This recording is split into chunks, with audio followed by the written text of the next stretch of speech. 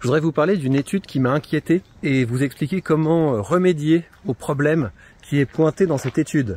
L'étude s'appelle « Votre cerveau sous ChatGPT ». Je vais vous raconter l'étude, je vais vous expliquer pourquoi c'est inquiétant et je vais vous expliquer ce que je vous conseille de faire pour remédier à ça.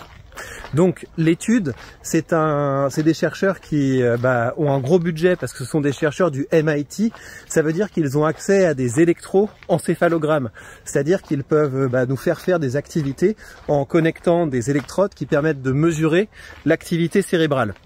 Et donc ce qu'ils ont fait, c'est qu'ils ont séparé différents participants et ils leur ont donné des activités du type, c'est ce qu'on appelle le SAT, où on vous demande en l'occurrence de faire des petits essais.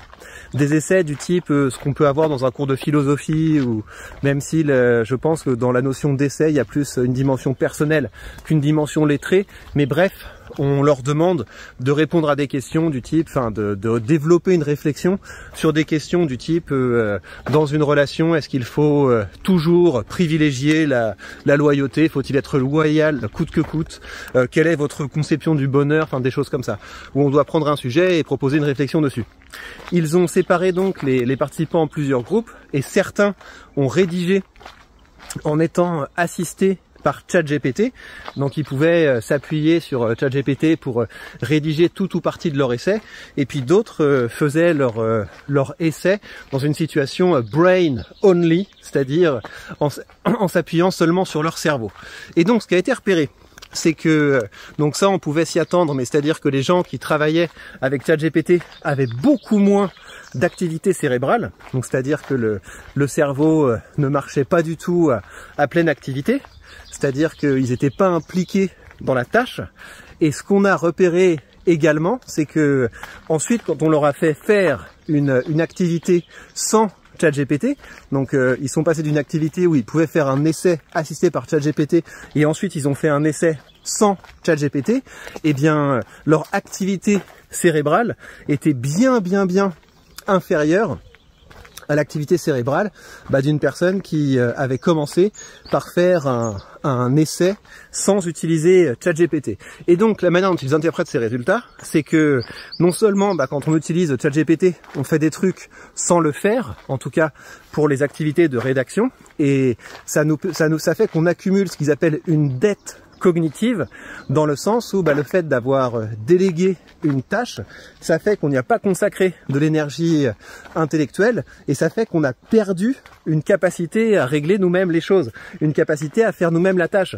Et donc c'est comme ça qu'on se retrouve avec des gens qui utilisent ChatGPT une fois pour une tâche, et ensuite quand on leur demande de faire la tâche eux-mêmes, ils sont pas dedans, et ils ont également regardé que la manière dont ils écrivaient, la manière dont ils répondaient à la question, la manière dont ils rédigeaient l'essai, il y avait beaucoup moins de nuances et beaucoup moins de richesse linguistique. Donc c'est très inquiétant. Ça veut dire que quand vous utilisez ChatGPT pour des tâches de réflexion, non seulement votre esprit est moins stimulé, mais en plus vous accumulez ce qu'ils appellent une dette cognitive, à savoir que votre capacité s'atrophie. Une fois qu'on a dit ça, qu'est-ce qu'on fait? La première chose, c'est que je pense qu'il y a des tâches qui méritent vraiment d'être faites par ChatGPT, notamment les tâches de comptabilité. Vous savez, c'est très pratique, hein. Moi, je fais ça quand j'ai un nouveau paiement qui arrive. Je fais les factures avec ChatGPT. J'ai une conversation spécialement pour ça. Il connaît les coordonnées de l'entreprise, il connaît les mentions légales, il sait les taux de TVA qu'il faut ou pas appliquer selon les circonstances. Donc là, on gagne beaucoup de temps. On gagne beaucoup de temps également avec ChatGPT quand on doit remplir des formulaires administratifs ou répondre à des formulaires administratifs, etc. Mais je pense que c'est une erreur d'utiliser ChatGPT pour les tâches créatives. C'est vraiment du temps qui, effectivement, on a l'impression de gagner du temps, mais en vérité, on perd en expérience, on perd en compétences. Et donc, encore une fois, je pense que les tâches créatives, c'est quelque chose qu'il faut éviter de déléguer, ou en tout cas pas tout déléguer, et consacrer quand même une partie de notre temps à développer notre propre réflexion et à se débrouiller avec l'état de notre cerveau, parce que même s'il y a quelque chose de frustrant dans le sens où effectivement quand on appuie sur ChatGPT, bim, on a une solution, bim, la réponse arrive. Nous, c'est plus frustrant, ça vient moins vite, on doit beaucoup plus batailler, mais cette bataille, c'est quelque chose justement qui fait qu'on devient plus fort. Donc gardez ça à l'esprit, la frustration c'est bien, le fait de s'ennuyer c'est bien, le fait de douter c'est bien, le fait de buter c'est bien, c'est des choses qui font qu'à la sortie, on devient plus fort, on devient plus efficace. L'autre chose, et ça c'est quelque chose, j'ai déjà repéré chez les gens que j'ai en direct en formation, c'est que très peu de gens ont pris le temps au cours de leur carrière de se demander ce qu'ils ont dans la tête. Vous savez, il y a beaucoup de gens, quand je leur demande, il y a un exercice que j'aime bien faire en formation, c'est demander aux gens, c'est quoi tes grandes idées?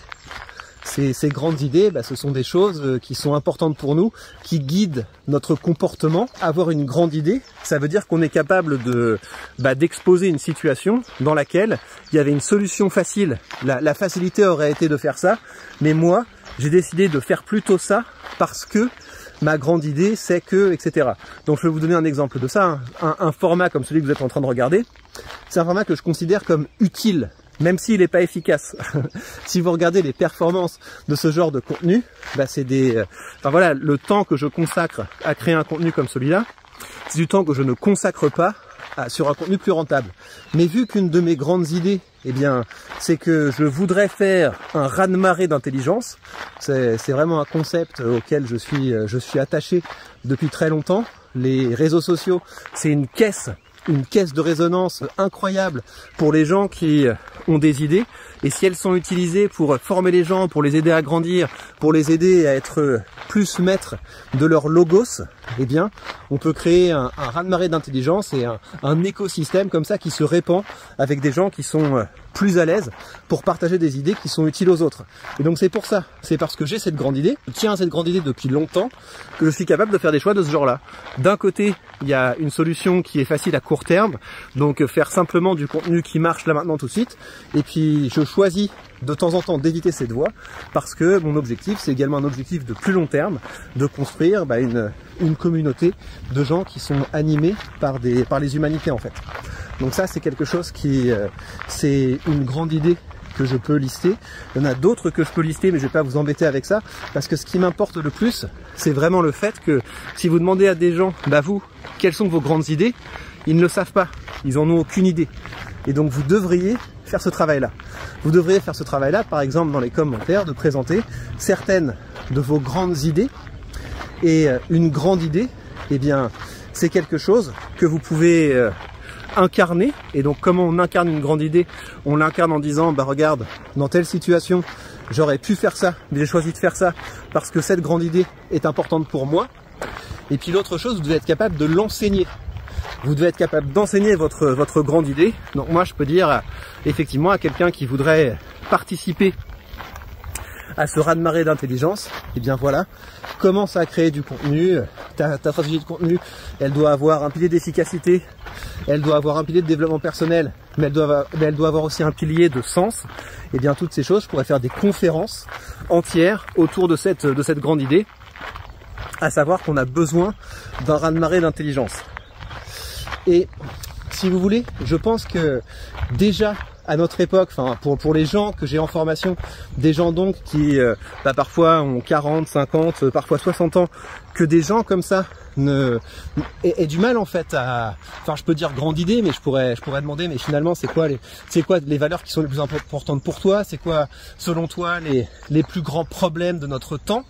C'est important aussi ça, de connaître les plus grands problèmes de notre temps. Sinon, comment est-ce que vous pouvez être un citoyen qui vote vraiment pour ses convictions? Il y a beaucoup de gens qui, arrivés à la fin de leur carrière, n'ont jamais pris le temps de faire ça.